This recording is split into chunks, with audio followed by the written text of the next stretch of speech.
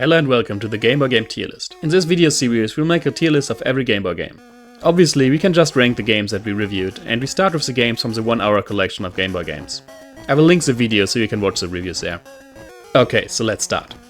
Second Space was an unlicensed game and some kind of Pac-Man clone. It kinda sucked to be honest, but it did work, so let's put it in D for now. Next we have V-Rally Championship Edition. That was an arcade racer and I was really impressed by it. I think it's one of the best racers on the Game Boy. It is for sure the best racer on the Game Boy that I've seen so far. And I think it's fine to put it in S tier for now. I think it's a really good game. Let's see if it stays there, but for now I'm happy to put it there. Card game. So card game was exactly what the title says.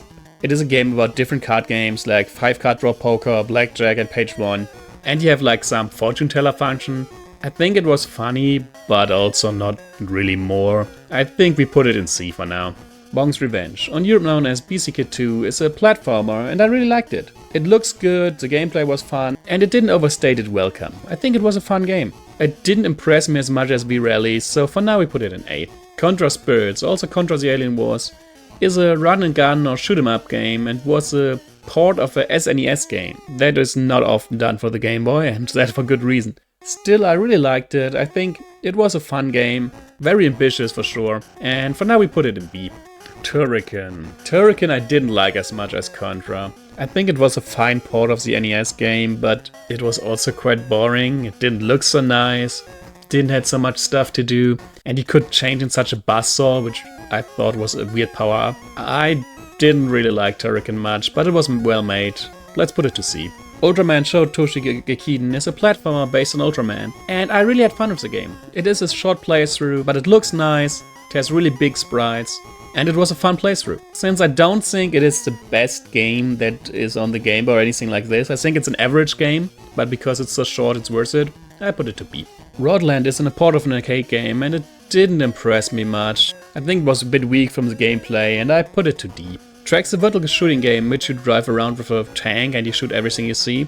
It was quite fun. The only problem was the slowdown when a lot is going on. Besides that, it was a really fun game. I would put it to B for now. Could also be an A. I put it in A. Super Street Basketball 2. Super Street Basketball 2, released exclusively in Japan, it is a basketball game which you play 1v1 or 3v3. It's fine, but there was not much to do. You just have exhibition matches. Didn't impress me much. I put it in C.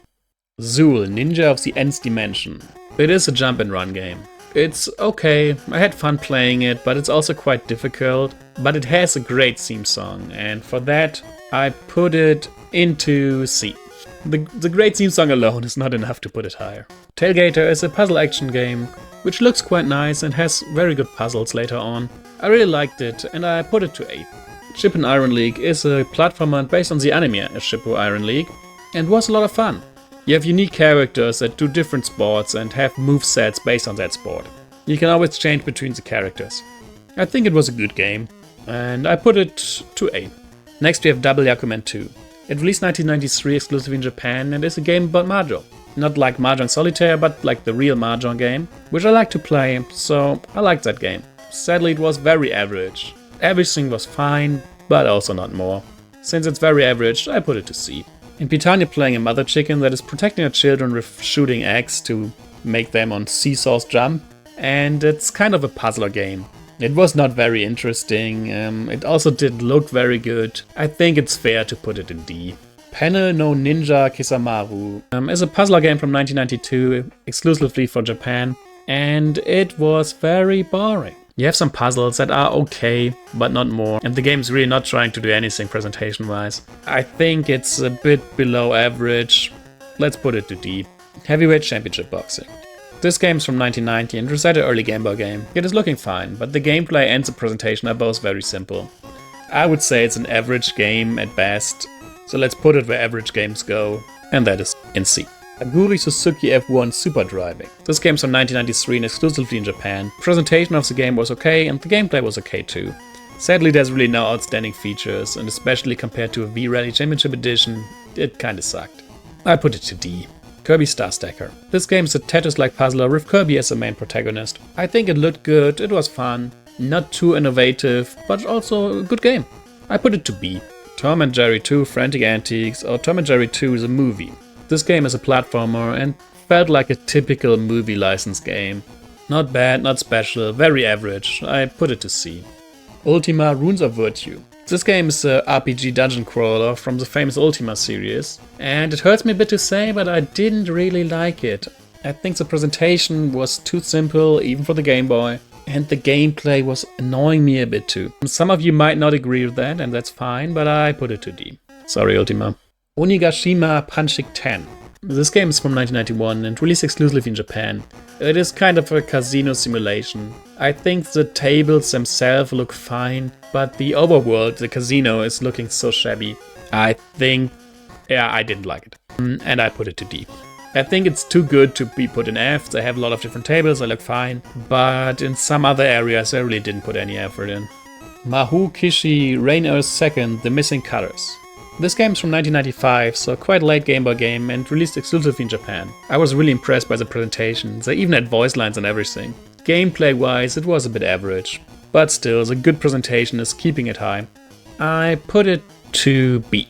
The only problem with the game was really that you needed to grind a lot and there were so many encounters that it really got a bit annoying. This game released 1990 and is an action platformer. I think it looked very good, I really liked the presentation. Gameplay wise it felt a bit average, to be honest. This game even got a remake 20 years later.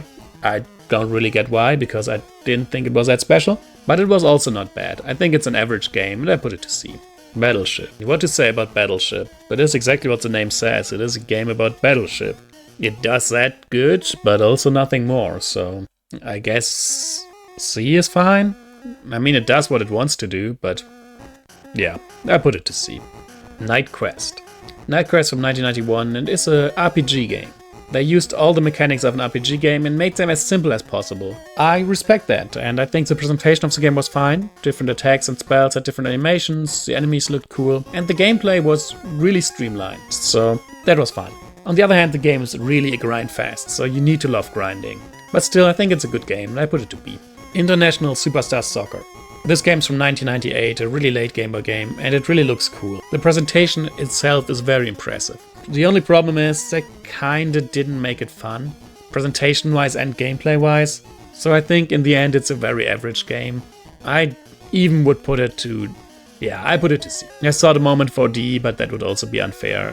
I think it is a C game, so I keep it at C. Virtuous is Tetris with Scrabble blocks, and that is it. You make words instead of lines. It's okay, at best. I think there are better games. It's okay at best. I didn't like it too much. I put it to D. Tasmania II. Tasmania II is from 1993 in the PAL regions and 1997 in North America, so a big time gap in the release. It is a platformer, which uses obviously the Looney Tunes license, and it was fine. It went a bit in a Sonic direction, but didn't do it so good. I put it to D. And when I see the other games of D, I feel a bit unfair to put Second Space also in D, because Second Space really sucked. So let's put Second Space to F. Yeah, I think that's more fair. I think Second Space and the same thing as Ultima or Tasmania 2 didn't really seem fair. I'm also on the edge with Peetan and Panel No Ninja Kesamaru, but for now let's remember there. Dig Dug. Dig Dug is a port of an arcade game and released 1992. The arcade game is from 1982. It really looks a bit like the arcade game, so that's good, but sadly the arcade game looked not very good. So the presentation of Dig Dug kinda sucked. The gameplay I like, but not that much, and I will put it to D. Tokyo Senkai Iron Ritsuden. This game is a grand strategy game, a bit like Nobunaga's Ambition. And it's even more like Nobunaga's Ambition than the Game Boy version of Nobunaga's Ambition, because Tokyo Senkai Iron Ritsuden is really doing multiple cities with different heroes, and I'm a little bit biased because I'm doing a translation for this game, and I really like it. I like grand strategy games, especially in such a small hardware, so I'm biased. I try to be fair. Right now I put it in C. I could imagine when my translation is released and I can also play it in a translated version that it goes one higher, but for now let's put it to C. Teenage Mutant Ninja Turtles 2 Back from the Sewers. I think the game looks really nice and has a theme song from the Turtles, so that's really cool. The gameplay on the other hand was a bit boring. I wouldn't really recommend playing it, but it's also not a bad game, and I put it to C for now. Tetris 2. The presentation of Tetris 2 and the original Game Boy is a bit weird, because it can be hard to see the different blocks with the color settings of the Game Boy. I still think it's a good game, and I put it into B. Pocahontas. Pocahontas, on the other hand, was a very shitty game, and it's hard to be as bad as Pocahontas. I think the presentation was really bad, it was hard to see what's going on at all, and the gameplay was also really bad. They went a bit with a Prince of Persia style, but made it really bad. It goes to F. Sorry Pocahontas, you go to F. Quiz Sekaiwa Show by Shobai is a quiz game that released in 1992 in Japan. I think it looked okay. The questions were hard for me to judge because I always need to translate them and then it kind of loses its flow. I would say it's a bit below average and I put it to D. Splits. Splits is a typical tile shifting puzzle, just that the whole game is just this. And that they had some more annoying features like bombs that you need to get rid of. It's not really good. I didn't like it so much and I think it was very boring from the idea of the game, so I put it to D. Kamen Rider SD Hashire Mighty Riders. I think it was cool. I think it looked fine and had some nice features like making the UI disappear, which is not often seen in a Game Boy game. On the other hand, it was also very average from the gameplay. I wouldn't play it again, but I think it was well made, so we put it to C. That was the first part of making the Game Boy game tier list. We ranked around 3.2% of all Game Boy games, so we will need around 33 parts, which will take us a few years, but shouldn't be a problem.